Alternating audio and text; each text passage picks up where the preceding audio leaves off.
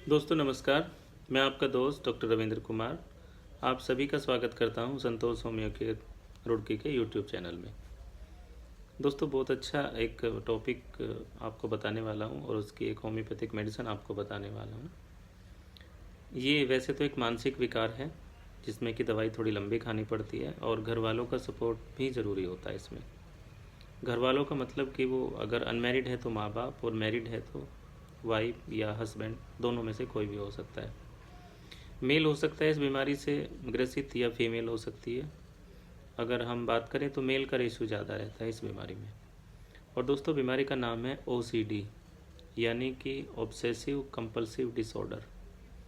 एक ही विचार का मन में बार बार आना, ये OCD बीमारी कहलाती है।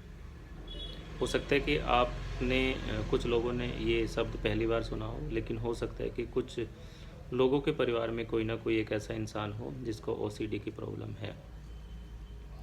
दोस्तों मैंने अपने क्लिनिक पे देखा है कि बूढ़े से लेके जवान से लेके बूढ़े तक, यहाँ तक कि कई बार 10-12 साल के बच्चे भी इस बीमारी से ग्रसित होते हैं और वो ट्रीटमेंट के लिए आते हैं।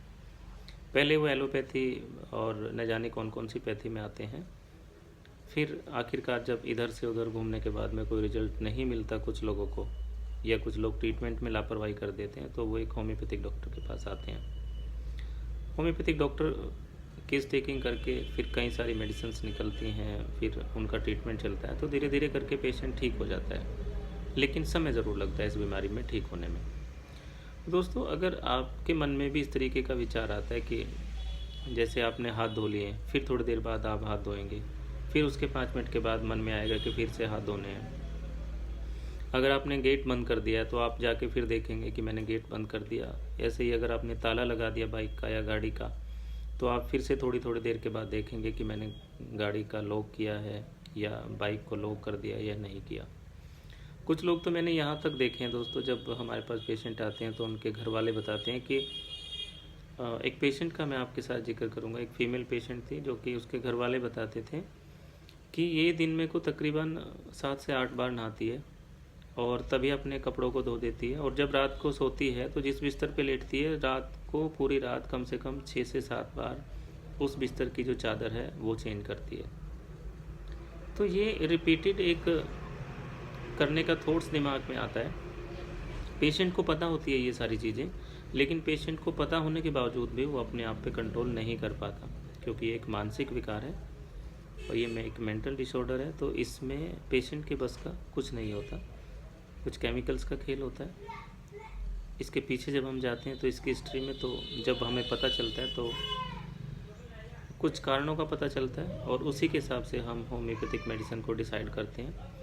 तो फ़िलहाल के लिए तो दोस्तों मैं आपको एक होम्योपैथिक मेडिसिन बता रहा हूँ जो कि आपने 5 से 6 दिन के बीच में लेनी है और थोड़ी सी लंबी लेनी है ये दवाई। दोस्तों मेडिसिन का नाम है मेडोरिनम। मेडोरिनम 1 ml यानी कि 1000 पोटेंसी की आपने होम्योपैथिक मेडिसिन 2 से 3 बूंदें हर 5 या 6 दिन के बाद कम से कम 3 से 4 महीने आप लें, तो आप देखेंगे कि आपको जो ये बार बार थॉट्स आ रहे हैं एक ही चीज़ को बार बार करने के, ये धीरे धीरे करके ठीक होने लगेंगे। तो दोस्तों मेडिसिन का नाम है मेडोरिनम और पोटेंसी है 1 ml और बूंदें हैं 2 से 3 बूंदें 4 से 5 दिन के बाद या 5 से 6 दिन के बाद आप लेते रहें कम से कम 3 से 4 महीने।